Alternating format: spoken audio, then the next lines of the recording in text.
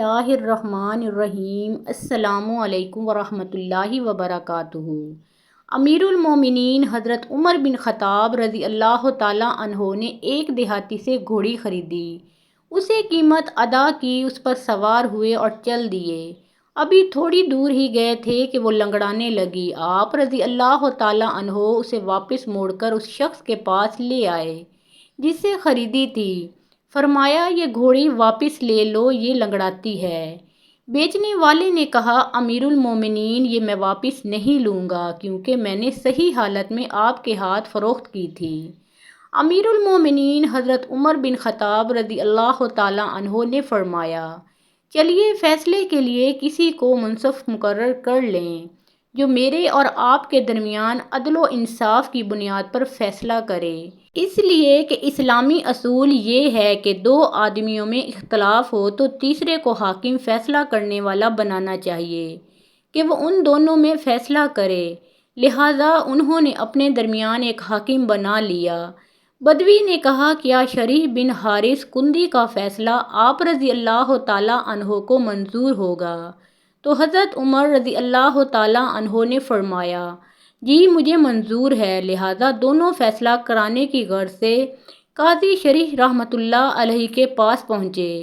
انہوں نے پہلے دیہاتی کی بات پورے اطمینان سے سنی، پھر حضرت عمر فاروق رضی اللہ تعالیٰ عنہ سے کہا، امیر المومنین، کیا یہ گھوڑی جس وقت آپ رضی اللہ تعالیٰ عنہ نے خریدی تھی اس وقت صحیح چل رہی تھی اور سالم تھی؟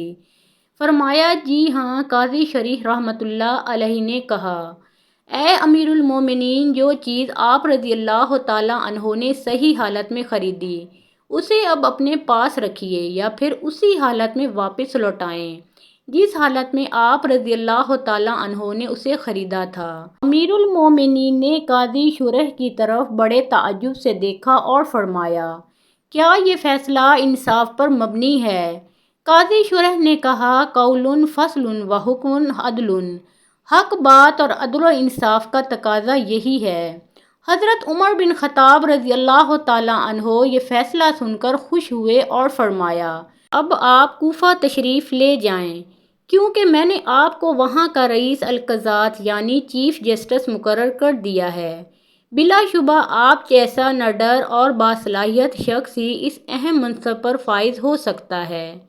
جن دنوں امیر المومنین حضرت عمر بن خطاب رضی اللہ تعالیٰ عنہ نے شریح بن حارث کندی کو رئیس القضات یعنی چیف جسٹس کا منصب سونپا، ان دنوں وہ مدینہ منورہ کے معاشرے میں غیر معروف و غیر مشہور نہ تھے بلکہ اونچے درجے کے صحابہ کرام رضوان اللہ علیہم اجمعین اور بڑے مرتبے کے تابعین رحمۃ اللہ علیہم میں خوب جانے پہچانے جاتے تھے۔ ہر حلقہ میں انہیں قدر کی نگاہ سے دیکھا جاتا تھا۔ اہل فضل و اہل کمال ان کے علم اور ان کی ذہانت، ہوشیاری اور سمجھداری کے قائل تھے۔ یہ یمن کے رہنے والے تھے اور عرب کے مشہور قبیلہ کندی سے ان کا تعلق تھا۔ چونکہ اس زمانے میں جو بھی اسلام لے آتا پھر وہ اسلام کو پھیلانے کی محنت میں لگ جاتا تھا۔ جب عرب نور ہدایت سے چمکا اور اسلام کی روشن کرنیں سرزمین یمن تک پہنچیں تو قاضی شریح ان خوش نصیبوں میں سے تھے جنہوں نے اللہ تعالیٰ اور اس کے رسول صلی اللہ علیہ وآلہ وسلم پر ایمان لانے کی سعادت حاصل کی اور حق و ہدایت کی دعوت کو قبول کیا۔ ان کے فضل و علم و اخلاق کے جاننے والوں کو حد درجہ افسوس تھا کہ انہیں کچھ عرصہ پہلے مدینہ منورہ آنے کی سعادت مل جاتی تو یہ رسول اللہ صلی اللہ علیہ وآلہ وسلم کی زیارت کا شرف حاصل کر لیتے اور آپ صلی اللہ علیہ وآلہ وسلم کی صحبت سے براہ راست ہدایت پاتے اور انہیں ایمان کے ساتھ ساتھ شرف صحابیت بھی حاصل ہو جاتا۔ اس طرح خیر و بھلائی ہر طرف سے انہیں اپنی لپیٹ میں لے لیتی، لیکن یہ ان کے مقدر میں نہ تھا۔ ہوتا وہی ہے جو اللہ تعالیٰ چاہتے ہیں۔ حضرت عمر فاروق رضی اللہ تعالیٰ عنہ نے اس وقت جبکہ اکابر صحابہ رضی اللہ تعالیٰ عنہم موجود تھے، ان کی موجودگی میں ایک تابعی کو اپنا بڑا منصب سونپ کر کسی جلد بازی سے کام نہیں لیا بلکہ جس میں جو صلاحیت دیکھی وہ منصب اس کو عطا کر دیا۔ اس لیے کہ آپ کے بعد حضرت عثمان رضی اللہ تعالیٰ عنہ، حضرت علی رضی اللہ تعالیٰ عنہ، حضرت معاویہ رضی اللہ تعالیٰ عنہ سب نے ہی ان کو اس عہدے پر قائم رکھا، یہاں تک کہ حضرت معاویہ رضی اللہ تعالیٰ عنہ کے بعد کے خلفاء بنی امیہ نے بھی آپ کو اس منصب پر قائم رکھا۔ آپ رحمۃ اللہ علیہ نے 160 سال تک کی عمر پائی، جس میں سے 60 سال تک اللہ تعالیٰ کی دی ہوئی توفیق سے قاضی کی حیثیت سے خدمات سر انجام دیں۔